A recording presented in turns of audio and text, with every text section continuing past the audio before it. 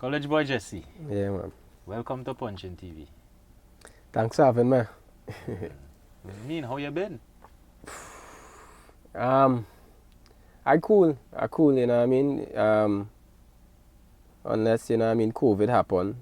But other than that, you know, we still blessed. We still happy to be alive and still be able to work on music and put out music.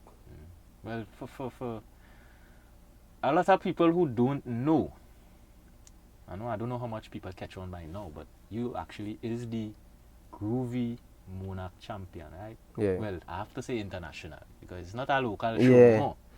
Yeah. You actually won that for 2020. Yeah. How did that feel?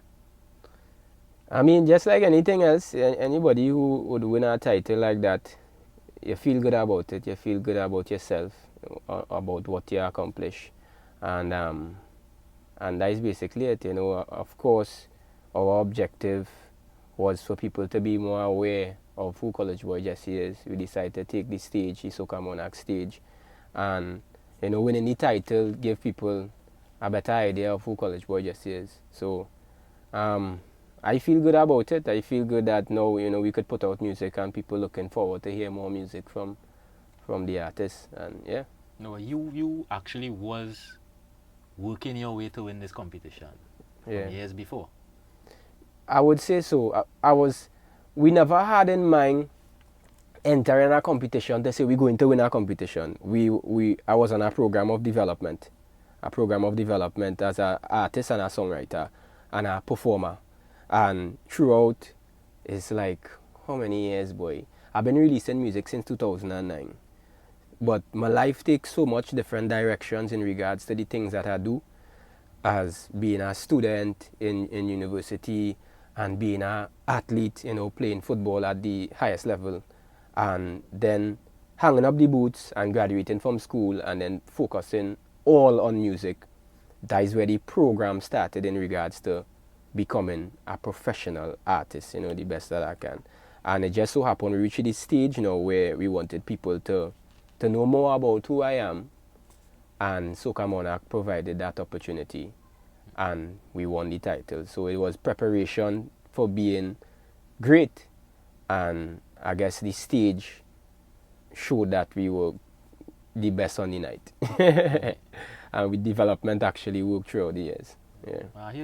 You mentioned you was an athlete. Yeah. You know, you played football to the highest level. Yeah. For all those who don't know, explain.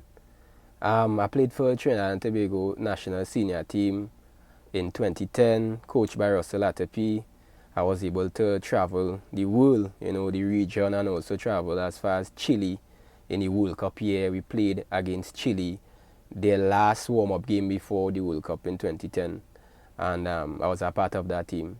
So guys who were on that team, the likes of Joven Jones, who everybody know now, you know, Kevin Molino, Ball Pes, John Michael Williams, you know, a lot of national players. Denzel Theobald, who played in the World Cup, was a part of that team too.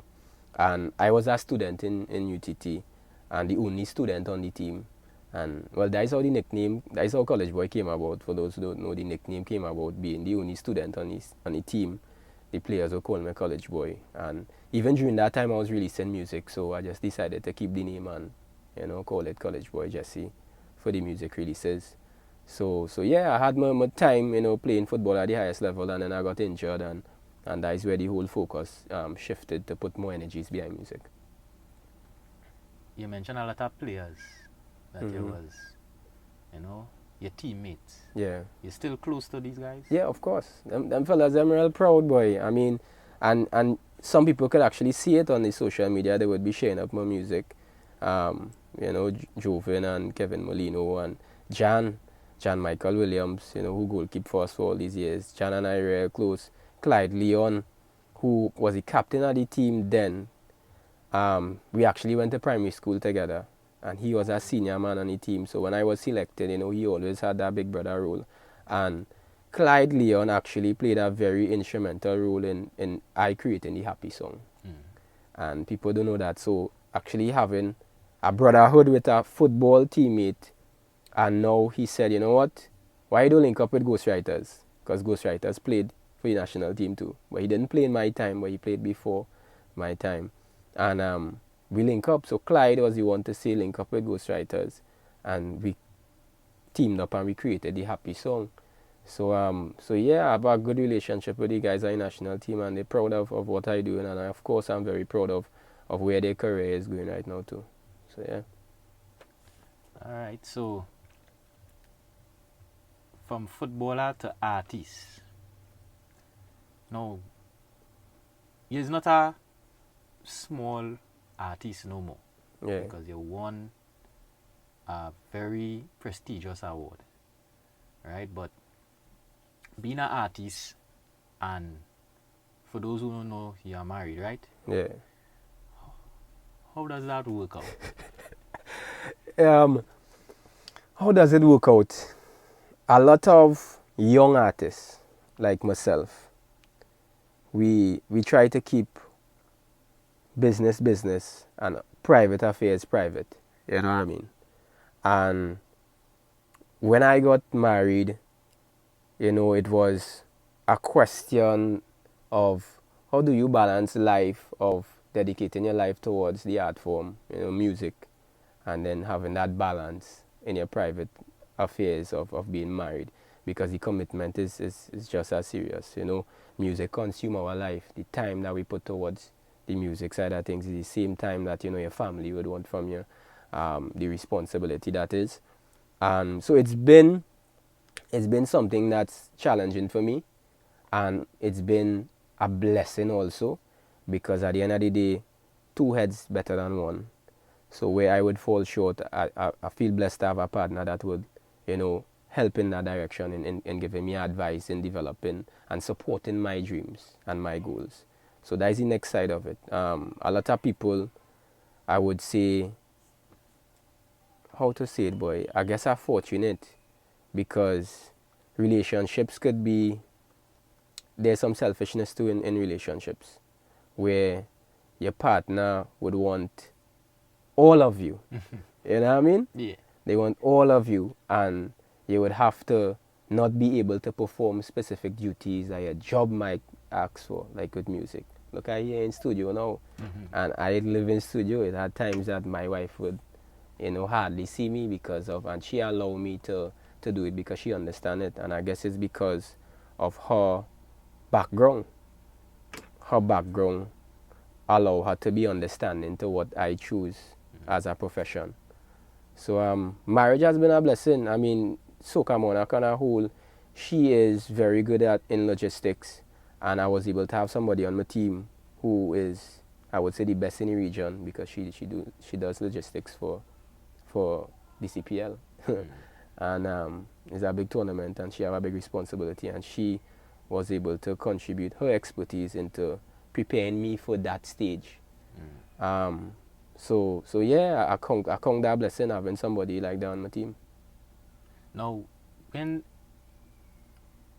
somebody know that somebody married, the first question that is asked is, how you met your wife or how you met your husband, And you have a kind of crazy kind of story on how you actually met her. Yeah. So I met her. I mean, I've been running into her a couple of times in events, because she actually she performed in the National School Soca Monarch too. We competed against each other in the National School Soca Monarch, but we really didn't know each other like that. It's just like, okay, you go in that school, I go in this school, I see any competition, and we run into each other, and we have friends in common. Orlando Octave was our friend, Vonique, who also manages Orlando Octave, and we were all like friends in the art form as teenagers. And then years later, I end up storm her mother's birthday party. So I had to blame Terry Lyons, the Calypso Queen, for that. Terry Lyons invited myself and Spine. She was like, it have this birthday party I going, and it have food. So we was like, yeah, we in that.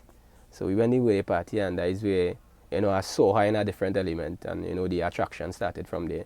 And we started talking, and we became friends. And then years later, it's how much years now? I know her probably, we been in a relationship probably 14 years, and this year is 4 years married. So yeah, so that is where the whole relationship started. She came from a background, as I say, in the art form. She been a member of Cut before me. She been a songwriter, official songwriter before me, writing songs for Candy Hoyt that made Soca Monarch finals and thing. And she did that as a teenager. So yeah, she's creative, and I found somebody within the art form who understood what I was doing and what I would like to achieve. And she was surrounded by artists, growing up surrounded by artists. The whole Asylum band and so many artists in the industry, they treat her like little sister. So, I had to deal with the threats. I had to deal with the threats from everybody when we started going out. So yeah, that's a little history with that relationship. So basically, you guys know each other like forever. Yeah. You Yeah. probably all it was destined to be, man. The stars align. Yeah, Now, man. everybody catch on to Collegeboy Jesse because of the performance in the finals of the Groovy Soca Monarch, but you've been performing like forever, Yeah. right? And a lot of people always used to ask me this question because they saw me do some videos with you already in performing and thing, and they always ask me where he get his idea for this golden boot. Yeah. Let me be real with people. We in our industry as a young artist, right? But people look up to artists in the first place for not just music and that type of vibe. Artists are influencers with fashion too and clothing and anything that artists do, people just look up to it and that type of vibe. So as a young artist getting into the business and you want to look a certain way, it's very expensive to look a certain way. As a youth man in school, and people know school chain broken. We okay no winner boy. So my way to get around the expense of buying expensive clothes to look trendy, I decided to have a boots that could stand out. So I wear these boots for years. This gold boots, this one boots. I make sure it was very strong so that it could last me a couple years. Right? So I get this one boots that I taught the world in this boots. People don't understand. That boots say England, Scotland, United States on many occasions, the region, even Trinidad and Tobago, many stages. And I grew to have this relationship with these boots that helped me to not spend money on expensive shoes. And it also was a part of my show, my showmanship. It allowed me to express myself in a way that I would not have done on a normal. When I put on that boots, it's real moves now, boy. Yeah. So I use it as that. I use it as an element of my show. And that's where it came from. It came from solving the problem of not spending a lot of money on shoes and, in trying to develop myself for being an artist. Because if I buy, it was a matter of, you buy a Jordans for how much? Over 1,000. Or you invest in a music video or a recording session, or so it was always that with me is development, and I decided to go the route of investing in my art form and then wear my gold shoes everywhere. Yeah, man. So, did you wear the gold boots in the Soca Monarch finals? Yeah. Of course. And the crazy thing is, I didn't wear the gold boots for the entire season until that night. And the reason why I wear it on that night because of the sentimental value behind the gold boots. The gold boots was a part of my development, a part of my journey. Some of the biggest stages I touched years before I do it in the gold boots, and I just wanted that night to have them things, them sentimental things with me now. Like, you know what? This is the night that we've been waiting for, we work towards, and we walk in with the gold boots on that night, and it allowed me to free up and express myself the best way. So, yeah.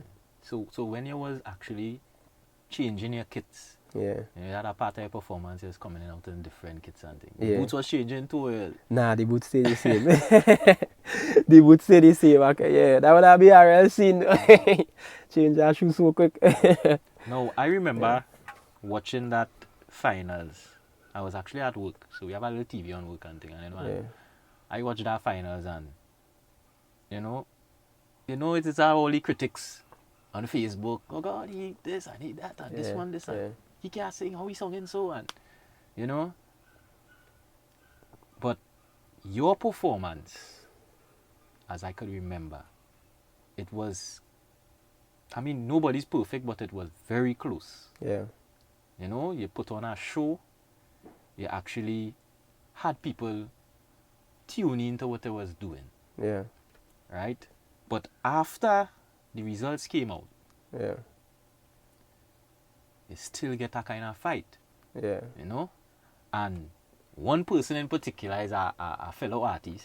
yeah, He went and rant on Facebook, and well, everybody in Mommy know about that video, yeah, you know, Benjai, yeah, and he was like, who is Collegeboy Jesse? yeah. Now, I was kind of confused because Benjai out here a long time, Mm-hmm. and you ain't start to perform yesterday. Yeah, So I'm sure you guys bounce up on the same stage probably more than once. yeah, So I get confused as to why he will ask that question, why he will push that narrative. yeah, You understand? Come now. Come now. Who is this Collegeboy Jesse? Where he come from? Where he sung? To me, Soca Monarch was the top Soca Monarch final, supposed to be the top songs of the country, and they put together for one final event, for a final showdown. Bidim badam budum bidim. I thought it was so. Ricardo, I'm a tree spliff. Soca Monarch final supposed to be a final showdown of the top soca songs for this season. You know what I mean? To be in the Soca Monarch finals, right, means that your music, you will not be a winner, you know, but you qualify to be in the top music that year in the country or in the system, you know, the soca industry. That is what it's about. Who is Collegeboy Jesse? What song? Waited. So when I heard about it, I mean, first thing first, I wasn't surprised by the public with asking the question who Collegeboy Jesse is, because at the end of the day, that was our objective. We wanted them to know who I was by going on the stage and doing what I had to do, because we knew that people didn't know who I was locally. Right. But it was a surprise when I heard it from Benjai, and I mean, I laugh about it because I've shared many stages with this character, and apart from the stages, it's like we have I know the personality. We have friends and family in common. It's like that. Like even my wife that I mentioned earlier, she grew up around Benjai. Many birthday limes and things, I've known him for years, apart from just on the stage side of things. So when he said it, I was like, why are you doing that for? Why are you selling? You're giving people the wrong, how to say it, the wrong impression. It's okay for the public to say they don't know who I am. But for you to say you don't know who I am, I didn't understand where it came from. And I mean, I have so much respect for the artist. I'm a fan of the artist's work for so much years, all his music and his vibes. And then to hear from somebody that you look up to, and then somebody that you know, to come and we shared stages even in this season. P&M Fete. We did interviews on different TV stations, and come on, in the season. So for you to do that and sell that narrative to the people, it was uncalled for. That's just my take. It was uncalled for. But since then, you guys ever communicated? Yeah, I mean, we're friends on Facebook too. So, so you know, we will see the little comments under the posts and stuff, and we cool. Big up yourself, Benjai. Don't be telling people. Don't be doing that, man. Yeah. But apart from all that, Yeah. you've been getting a lot of messages and about people saying you inspire them. Yeah. Yeah, boy. So for the past few months since the title, a lot of people reach out on social media, and I was like, Collegeboy, you know, keep doing what you're doing, you inspire me.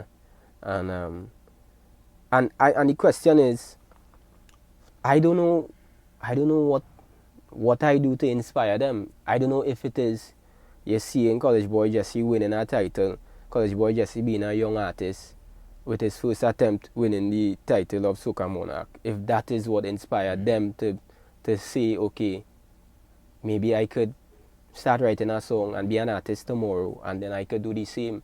And if that is where, if this is what they think is the inspiration, I don't want them to believe that is the route, because they might think I didn't pay my dues and everything that's happened easy now. And that is not it. Things don't happen easy, trust me.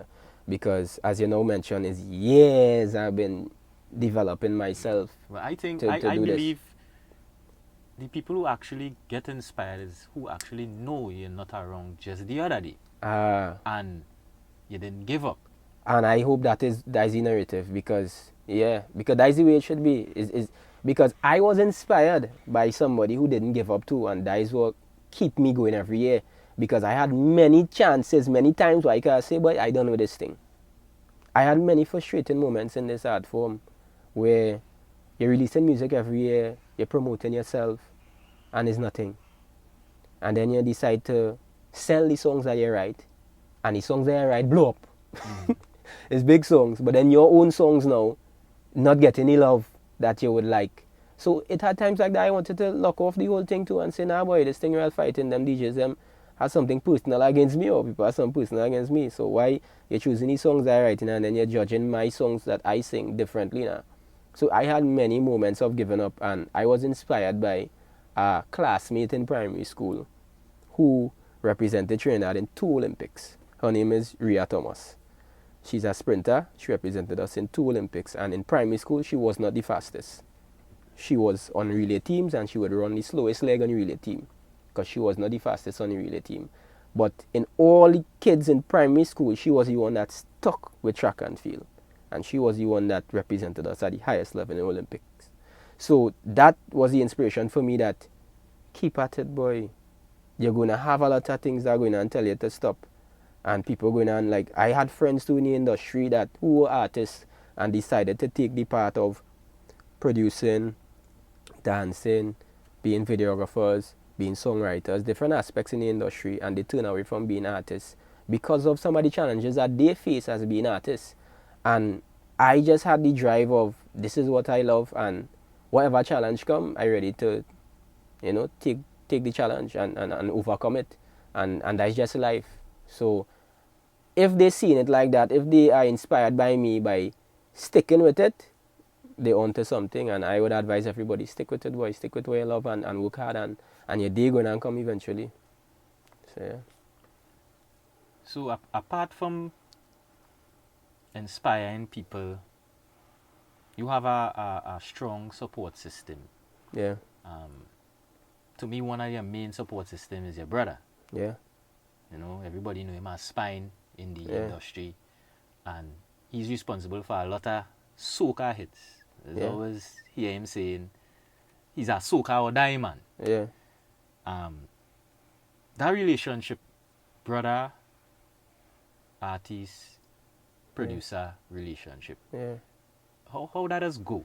Boy, he plays so many roles in my career. His management too, and it's tough love. Yeah, it had a lot of tough love. I had to prove to him that I was serious about music, because he sacrificed everything in life for music. This is the industry that he loved. This is what he want to do. This is the way he want to go. And so I couldn't come in halfway and say, well, I want to do this too. And then 1 minute I in it, and the next minute I decided to jump and go somewhere else and do something else. And he was none that. So I had to prove myself for years that this is what I want to do. And when he saw that the little effort I was given, is when he lent a hand and say, you know what, we could clean up this and make it look like this. We could do so, we could fix the song, we could get songs, we could write, we could think. So like he was like foundation. The program that I was on, he developed the program. He went and he got experience internationally. He came back home and he applied it to myself, and not just myself. So many artists, young artists in the industry that people could call the name now, he played a part in their career. And even Mr. Killer winning Soca Monarch, last year, he was very instrumental in that too. So I feel blessed to have a brother / manager / producer / everything in my corner, because I honestly don't know if I would be here right now talking like this if it wasn't for him. So in the earlies, yeah, you said to just say, hey, yeah, I'm not on that. Even It's real tough love. People don't even know. It's tough love. The boys have a lot of brothers who indie music producer, artists. They don't even speak because of this. Yeah. It's true. So for you guys to actually have that bond up to today, is something special. But it's real cause I just still get I just still get cuss because he have an eye for things being a certain way, and you know he understand how it should go. And sometimes as creators we tend to knock heads because I have a way of that I would want to make things go a certain way too. And it's just for us to find that middle ground, and when we find the middle ground is when things has actually happen. So I guess it's a cool chemistry when things work out. But just like everything else, we just fight like siblings, boy. I for one could actually know, you know, that when that happened, not many people could take it how you took it. Yeah. You know, because a lot of them don't speak no more. They don't speak no more. Yeah. It's true. And I just have to say it again, you know. I really commend the bond you guys have, the connection and the love now. Yeah, man. Yeah, I appreciate that, man. That is something that a lot of people should be inspired by. Yeah, two heads better than one, boy. I always say that, and it's something that we try to develop where teamwork, boy. I couldn't do it alone. Anybody that's successful, they never did it alone. And people don't see that side. They might see me in front, but you're not seeing how much faces behind the scenes working real hard. And big up people like Spine who been working so hard behind the scenes to make people like myself look good out there. So but in between the years of trying, you ever decided to go somewhere else instead of just being with your brother, or you just stuck with him right through? Yeah, we had tough times. We had tough times where we had different visions. And he also had other opportunities where he had to leave and do his work outside, and we had to work remotely. And by force, I had to develop certain skills on my own, because at the end of the day, if he's not here, I still need to be able to function now. So it had things I had to learn on my own and get up and go and get things done on my own. So like even when he was very busy with Mr. Killer, for the past few years, you know, it had times where I had to fill the gap in certain things that he left, fill the gap and get things done while he wasn't here. So but that didn't make you feel a kind of way how he put in his focus on Mr. Killer and you kind of... It was necessary. It was necessary because he got an opportunity that I couldn't give him. And at the end of the day, he'd been sacrificing so much of his own career to fulfill mine. And it was fair for him to go and get the experience that he needed. And also, at the end of the day, we look at this thing like this. Is our objective of the art form. We are defenders of the art form. And soca defender? Yeah. We soca defenders, boy. So, at the end of the day, Mr. Killer was a face of soca that needed to drive and make the art form look a certain way on the international level. And to have somebody like Spine there to guide it was necessary at the time. I couldn't be selfish and say, hey, don't go by, I need you. And then, you know, things don't look a certain way for Mr. Killer's representation of the art form. He needed that. So it was necessary, so I couldn't be selfish about it. Music video. Yeah, man. Latest one is Worry Less. But I want to ask you about the good energy. You know? That video was like, you know, it blew me away. Because it was something that I didn't see for the year so far. Yeah. A lot of people was doing the thing, but you look like you try to represent soca and the country. Yeah. Because you went some locations. Yeah. I actually thought one of the locations was actually Manzan. Yeah, a lot of then people. you come and you correct me and I said no. It's Ikakas. Ikakas. Yeah, Ikakas, sorry. Yeah. Where that idea came from?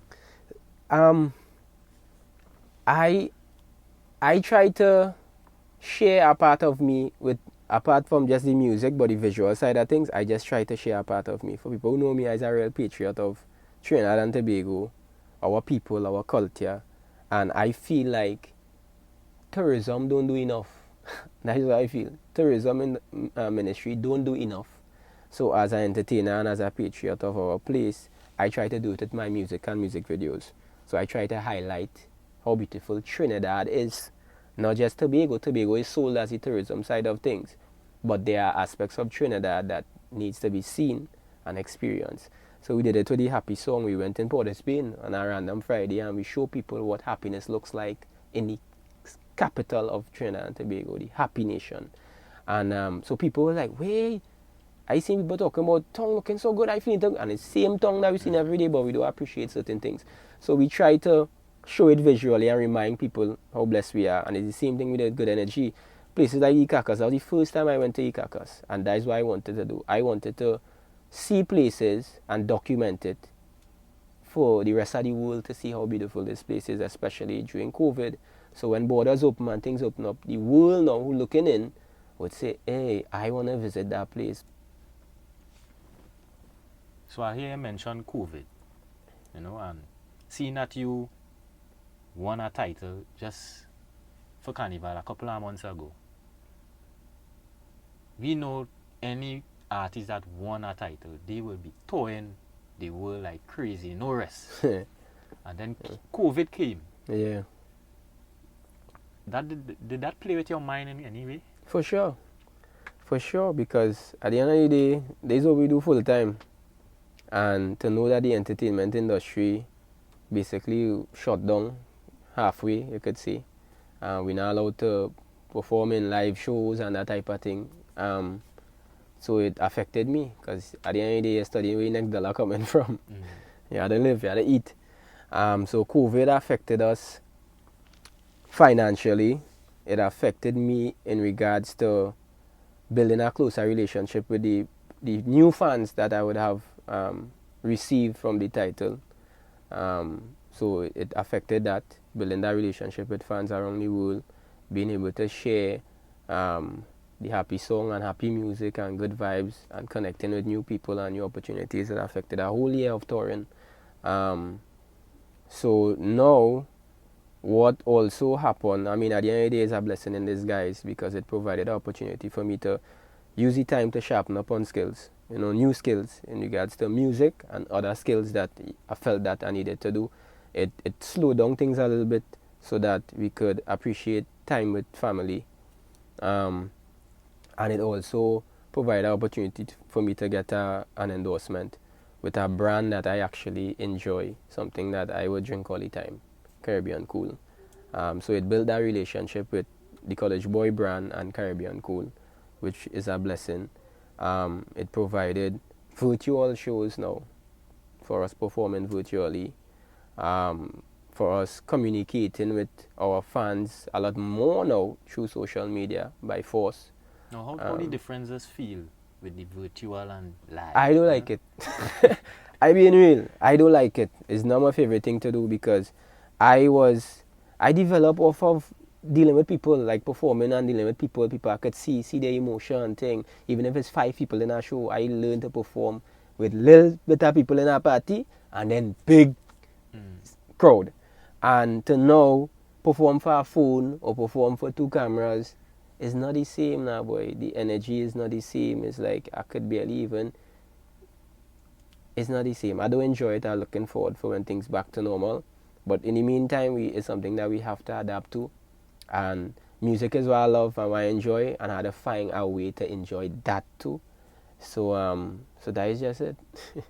Yeah, well, to me, you just enjoy your music, because the way how you just be in your music videos, Yeah, and boy. your Facebook Yeah. posts and things, everything is about good vibes and happiness. That is it. I mean, you have to be true to yourself. That's something that I learned too. Like even in COVID, I started to look at some audiobooks and things in music development and how you could brand yourself and the music that you should be doing. And you had to find yourself. So it allowed me to really find myself musically. And Happy Song did that. And I felt like the Happy Song was that successful, apart from just Soca Monarch, even this season, in regards to how much airplay that I got and the bookings that I was getting. The song was a big success for me, apart from Bartender years ago. It was a success because the song truly represented who I am. most people that know me and see me, I a cool fella, I joyful, so I realized that you can't create music that is not you now. So you hear good energy and you hear worryless, and that's just how I just live. I try to just be happy in life, boy, and count your blessings, these simple things. So now I realize and I found myself and I'm trying to create the music that truly represents my persona. So you hear good energy, you hear worryless, you hear happy song, and then only hearing more stuff, and then you would see a different side of me too that I want to paint with music. But everything that I sing is basically a representation of my life and who I am. Well, as you mentioned, Bartender. That song was a huge song, and I'll give you a funny story about that song. I don't know if you knew, but me and John Michael Williams, the soca warriors, Goalkeeper for some years, yeah, man. From youth level up. Mm-hmm. I grew up with him on my street. Yeah. And when that song came out, it started buzz and it started to get big. Me and he had a big debate because he was telling me that is Collegeboy Jesse singing there. And I was telling him, nah, Yeah. that is not he. It's like, telling you, that is Collegeboy Jesse. He was on the national team, And I telling you, the man could well sing. That is he. I know that voice. And I was like, nah, me and he butt heads for a good while. You know? Yeah. So, then, I had to put my tail between my leg, and when I realized it's really you. Yeah, boy. So big up Jan, man. Jan is one of the first men on the national team who knew about my musical side of my life. We were in transit. We were flying to Antigua, I believe, and we were in transit in St. Vincent. And Jan sit down next to me on the flight. And we just talking random thing, and you know me, I still try to promote music while I when I play football. So I started sing songs for him now, boy.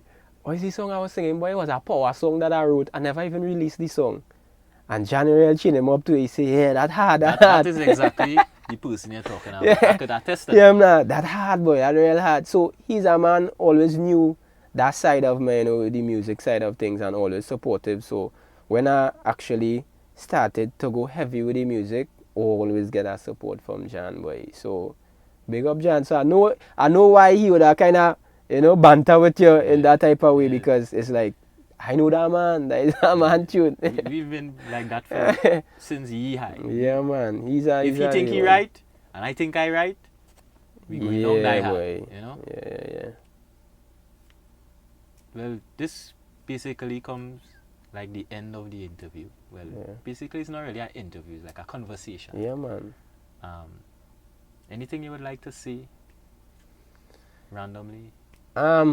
Blessings and love to everybody who been a part of my journey from day one. Because it had the day one people who like my music even before this point, and blessings to all the ones who now join the journey, and stay tuned because it now start. I just play my part in the best way I can to represent our art form and share it to the world, because that's the objective. We live in a beautiful place. We created a beautiful part of our culture, and I believe that the world needs to hear it. And I'm just playing my part, and by also sharing more talent from Trinidad and Tobago. So stay tuned. Collegeboy Jesse have more music coming soon, and link me on Instagram too at Collegeboy Jesse. Follow me on Facebook. And nice vibes. any chance that you'll ever make a comeback in the football? Nah, boy. Football, I would love to play more often, but things go. And my friends and them stop calling me when it has sweat, because every time they call, I have something else to do. And I went and I sweat. I got invited to a football game in Tobago, a kind of charity event. And I realized I lost it, boy. Some youth men run past me, so I said, wait, boy, where the speed going, boy? I mean, and that was the first time I played in like 2 years and really get a touch a ball. That was the first time when this was, boy. Like right after when COVID now start. Yeah, when COVID now start. And the last year, I didn't play for the whole year. So when it comes to football, I would love to play again on the recreation side of things, but Not serious. Not serious at all. I ain't think I'm ready for them youths now. They are good energy. What? They are good energy. Great energy. Yeah, man. Collegeboy Jesse, you know, it was a very calm and enlightening video. You know, and I must say thanks for being on Punch and TV. Yeah, man. Give thanks. Thanks for having me. I'm happy for the opportunity for people to hear this side of the story. You know what I mean? And of course, you know, I'll be back. Yeah, we have more things to talk. So until then, we out. Yeah, man. Give thanks. Yeah.